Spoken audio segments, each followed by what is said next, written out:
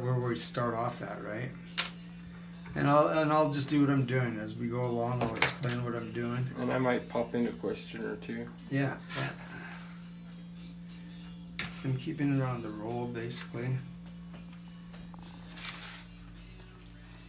Kind of forming it, not the way I'm going to have it when it's finished, but just a basic form. So kind of, and then I'll just use my finger because this is fine silver and soft, like I said earlier. Just to kind of move it in there. So I have a basic form, and then you want to make it bigger. You want the bezel to be able to fall down on the piece, and then cut it down once you start forming it tighter. Okay. So I've got a lot of room in here, which is what I'm looking for. And then I'm gonna cut this edge tighter when the time is right, so that it comes to that nice point, and that helps hold the piece in. That's kind of the anchor of the piece, and then tighten it up all the way around.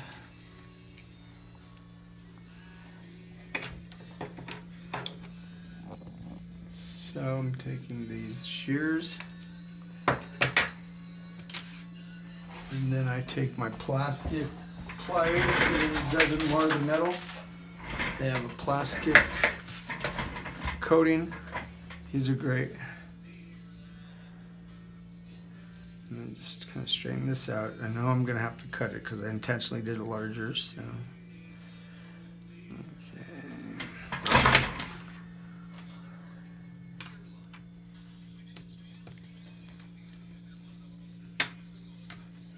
Okay, and now I was talking about getting it sharp right here.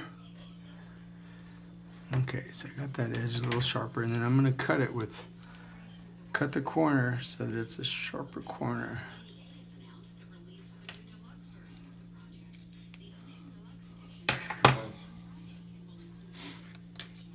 And open it up. You got to be careful with these painted hearts because the paint, if you're kind of rough with them, the paint will chip. So that's nice and tight down here. Now what I'm going to do is take the scribe, hold the piece from right here, make sure your hands are clean, and then I'm just using the desk and shoving this sharp part in there for leverage, and then pushing it in there.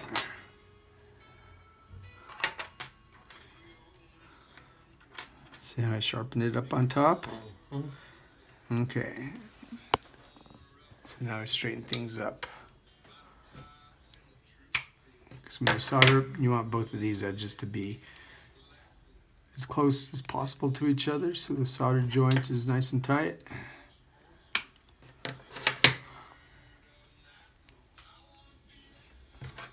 Take this in.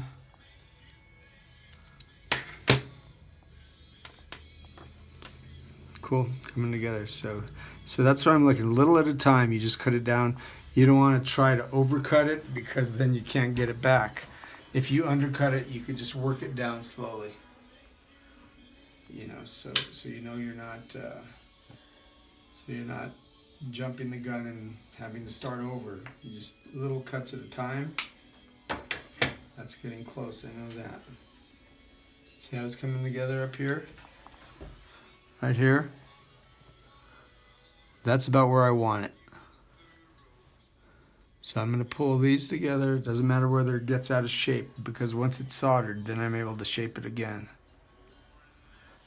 See that? So I match those two edges. And then just slightly squeeze those edges together, and that's nice and tight.